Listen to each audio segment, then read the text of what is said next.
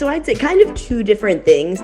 If it's a player who I'm going to be able to see in person, so it's somebody who, hey, you're going to, cross paths with me at a few tournaments this summer and you want to send some film beforehand, a short highlight clip that's a couple minutes long is probably all I need to see at that point to say, hey, look, you can play at a level of play that I'm interested in coming to see you in person. Whereas if there's a school you're really interested in and that coach is not going to have an opportunity to see you in person that summer at all or something like that, probably some longer clips of either, I don't know about full game film for me anyway, but kind of some longer clips where they can watch and really evaluate more skills. And I'd say also diversity within the clips. If you're an attacker, we don't need to see you scoring 300 goals and shooting 300 times, but maybe a few different, you're scoring off of a feed, you're driving to cage, but also I'd love to see you, if you're an attacker, redefending. I'd love to see you, potentially picking off a clear or some of those other skills too, as opposed to watching the same thing over and over again. I would say it kind of depends on position as well, right? If you are coming and you want to highlight that you're a draw specialist and you're taking that draw, clip after clip after clip is really good.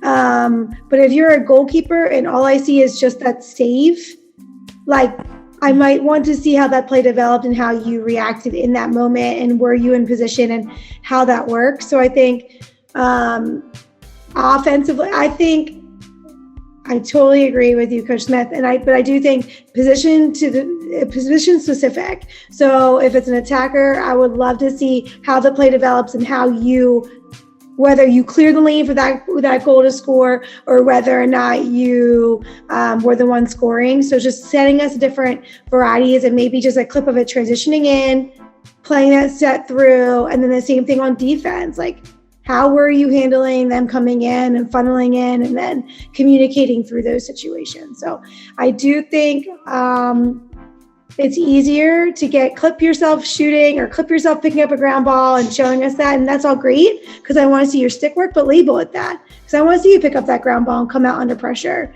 That's great. But I also want to see how that whole play developed.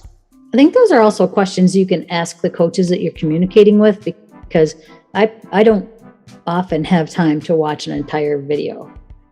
But some staffs are quite large and they have a lot of people in the office and they like to watch a full video. So go ahead and ask the coach what they prefer. And just to the last little bit on that is don't get so worked up with music, like she said, just then I'm pretty sure none of us watched the film. I mean, I like sometimes to see what kind of character you are, but we don't watch a lot of clips, which is kind of terrifying because you worry about what clips are you going to see then.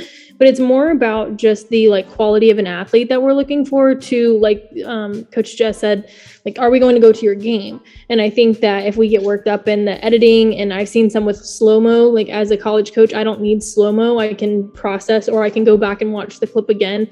So just making it so it's to get information out there, not necessarily something that you want to send to your friends. It's a tool, not necessarily something that's fun to kind of highlight, all the fun of your season. Those are fine, but it's just not what we need as coaches. And quality is better than quantity. We don't need 10 clips. It would be better to have 5 really good quality ones than too many that are fuzzy.